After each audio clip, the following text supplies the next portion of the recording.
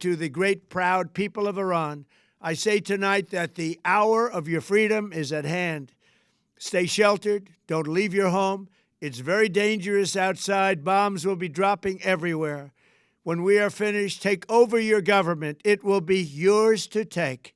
This will be probably your only chance for generations. A short time ago, the United States military began major combat operations in Iran. Our objective is to defend the American people by eliminating imminent threats from the Iranian regime, a vicious group of very hard, terrible people.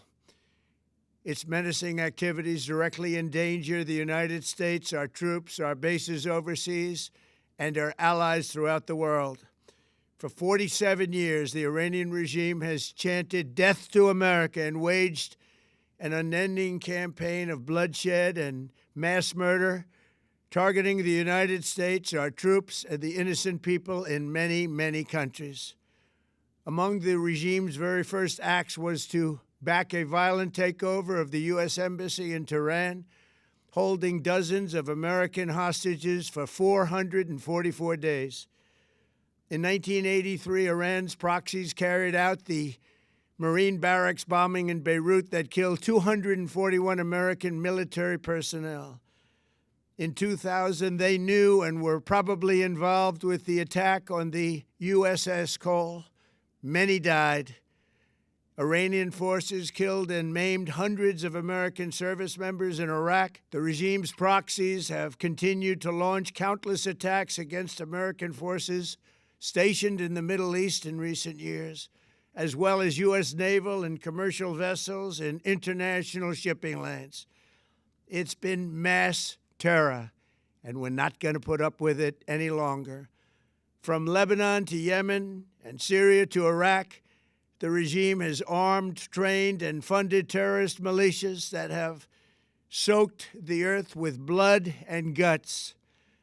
And it was Iran's proxy, Hamas, that launched the monstrous October 7th attacks on Israel, slaughtering more than 1,000 innocent people, including 46 Americans, while taking 12 of our citizens hostage. It was brutal, something like the world has never seen before.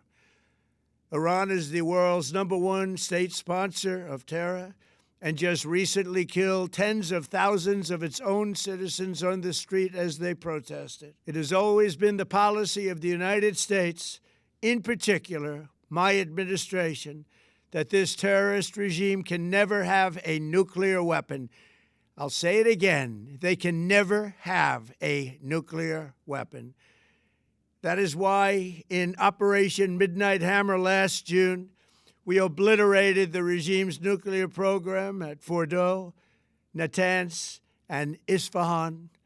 After that attack, we warned them never to resume their malicious pursuit of nuclear weapons, and we sought repeatedly to make a deal. We tried. They wanted to do it. They didn't want to do it. Again, they wanted to do it. They didn't want to do it. They didn't know what was happening. They just wanted to practice evil. But Iran refused, just as it has for decades and decades. They've rejected every opportunity to renounce their nuclear ambitions, and we can't take it anymore. Instead, they attempted to rebuild their nuclear program and to continue developing long-range missiles that can now threaten our very good friends and allies in Europe, our troops stationed overseas, and could soon reach the American homeland. Just imagine how emboldened this regime would be if they ever had and actually were armed with nuclear weapons as a means to deliver their message. For these reasons, the United States military is undertaking a massive and ongoing operation to prevent this very wicked, radical dictatorship from threatening America and our core national security interests. We are going to destroy their missiles and raise their missile industry to the ground. It will be totally, again, obliterated. We're going to annihilate their Navy. We're going to ensure that the region's terrorist proxies can no longer destabilize the region or the world and attack our forces and no longer use their IEDs or roadside bombs, as they are sometimes called, to so gravely wound and kill thousands and thousands of people, including many Americans. And we will ensure that Iran does not obtain a nuclear weapon. It's a very simple message. They will never have a nuclear weapon. This regime will soon learn that no one should challenge the strength and might of the United States Armed Forces.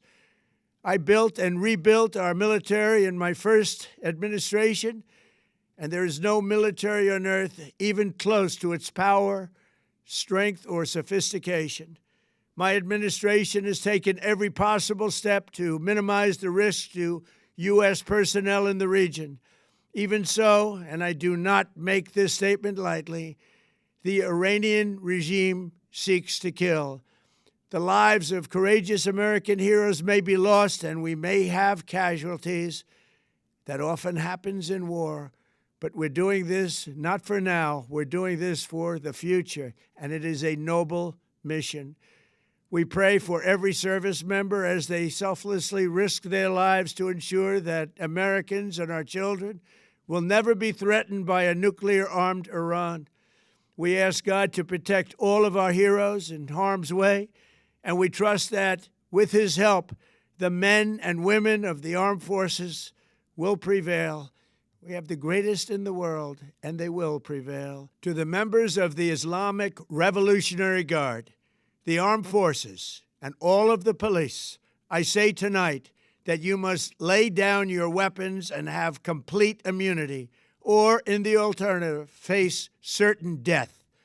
So, lay down your arms. You will be treated fairly with total immunity, or you will face certain death. Finally, to the great, proud people of Iran, I say tonight that the hour of your freedom is at hand. Stay sheltered. Don't leave your home. It's very dangerous outside. Bombs will be dropping everywhere. When we are finished, take over your government. It will be yours to take. This will be probably your only chance for generations. For many years, you have asked for America's help, but you never got it. No president was willing to do what I am willing to do tonight.